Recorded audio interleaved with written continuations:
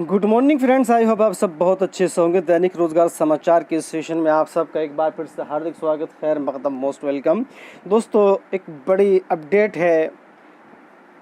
वो अपडेट ये है कि अब आपका बिना बीएड के प्रवक्ता लेक्चरार बनने का सपना जो है वो चकनाचूर होने जा रहा है।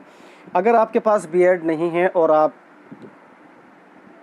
प्रवक्ता यानी कि पीजीटी की पोस्ट पर एग्ज़ाम देने की सोच रहे हैं तो ये सपना जो है अब धराशायी हो गया है।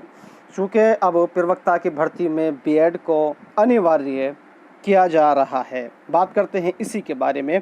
राजकीय और अशासकीय सहायता प्राप्त विद्यालयों में प्रवक्ता भर्ती में बीएड को अनिवार्य किया जाएगा। माध्यमिक विद्यालयों की शिक्षक भर्ती में राष्ट्रीय अध्यापक शिक्षा परिषद एनसीटीईटी की अहर्ता लागू करने के लिए शासन स्तर पर मंथन तेज हो गया है। इस संबंध में बुधवार को शासन में उच्च स्तरीय बैठक होने जा रही है। एनसीटीई ने 16 दिसंबर 2014 को जारी अधिसूचना में प्रवक्ता भर्ती के लिए न्यूनतम 50% अंकों के साथ बीएड को अनिवार्य कर दिया था। केंद्रीय विद्यालयों में भी पीजीटी प्रवक्ता भर्ती में बीएड अहर्ता अनिवार्य है, लेकिन एनसीटीई की अधिसूचना जारी होने के तकरीबन 8 साल बाद भी यूपी में उत्तर प्रदेश लोक सेवा आयोग की ओर से की जाने वाली राजकीय विद्यालयों में प्रवक्ता भर्ती और उत्तर प्रदेश माध्यमिक शिक्षा सेवा चयन बोर्ड की ओर से सहायता प्राप्त माध्यमिक विद्यालयों में प्रवक्ता पीजीटी भर्ती में बीएड की अनिवार्यता नहीं है। इसके लिए दोनों भर्तियों में नियमावली में संशोधन किया जा रहा है।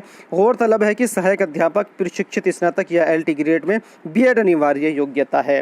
तो संभवतः 2022 की जो पीजीटी की भर्ती है ये आपके पास बिना बीएड के भर्ती होने का मौका होगा। अगर आपने 2022 की पीजीटी भर्ती के लिए आवेदन किया है तब आप रात दिन करके अपनी तैयारी में लग जाइए। कहीं ऐसा ना हो कि इस बार आप चूक गए तो फिर आप चूके ही रहेंगे। इसके लिए आपको बीएड करना होगा। क्योंकि ये जो बैठक है बुधवार को होने जा रही है, हो सकता है इसमें ये फैसला आ जाए कि बीएड को अनिवार्य कर दिया जाए। दूसरी बात ये है कि जिस तरह से पीजीटी के लिए बीएड को अनिवार्य किया जा रहा है, इसी तरह से आने वाले दिनों में टीजीटी और एलटी ग्रेड भर्ती के लिए टेट परीक्षा या फिर सेटेट परीक्षा को अनिवार्य किया जा सकता है। तो वक्त रहते आप इन दोनों भर्ती परीक्षाओं की तैयारी बहुत अच्छे से कीजिए और इसी में ही अपना चयन ले लीजिए। सब कुछ भूल जाइए और अपने चयन के लिए तैयारी में लग जाइए। ये आपके पास संभवतः बिना टेट, टीजीटी और एलटी ग्रेड और बिना बीएड पीजीटी की भर्ती के लिए लास्ट मौका हो सकता है। आइए एक और बड़ी अपडेट की तरफ आपको लिए चलते हैं। असिस्टेंट प्रोफेसर का रजिस्ट्रेशन के लिए जो है आज जो है वो अंतिम तिथि है।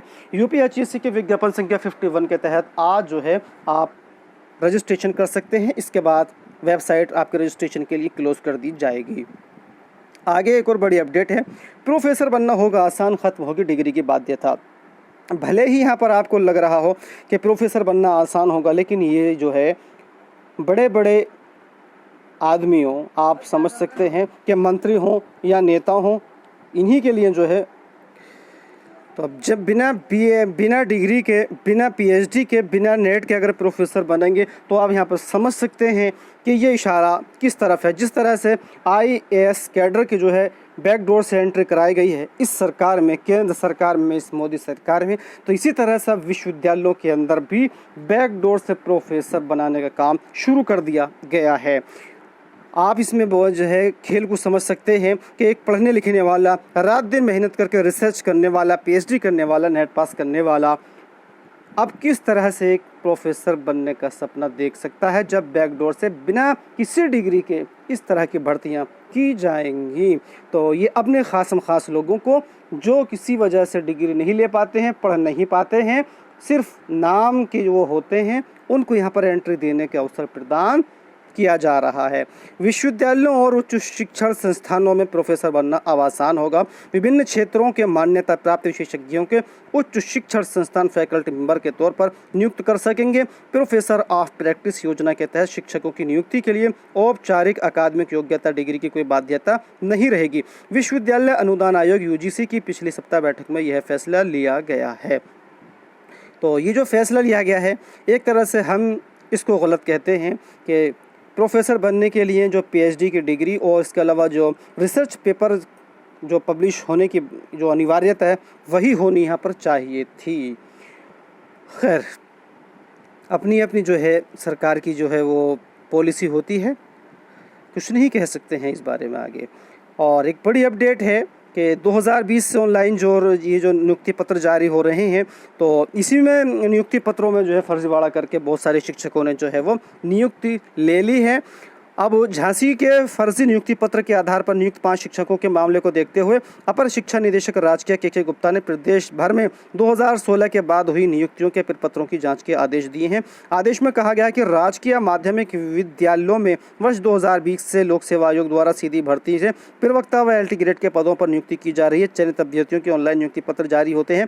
पहले चरण में 23 अक्टूबर 2020 को नियुक्ति पत्र जारी हुए थे। उसी समय शिक्षा निदेशक की ओर से कार्यभार ग्रहण कराने के लिए विस्तृत दिशा निर्देश जारी किए गए थे। अब इसमें जो है कुछ का जो है फर्जी नियुक्ति पत्र जो है वो पकड़े गए हैं। अब इसी को बेस बनाते हुए 2016 से जो है अब तक नियुक्त सभी शिक्षकों के पत्रों की जांच की जाएगी पूरे सूबे के अंदर।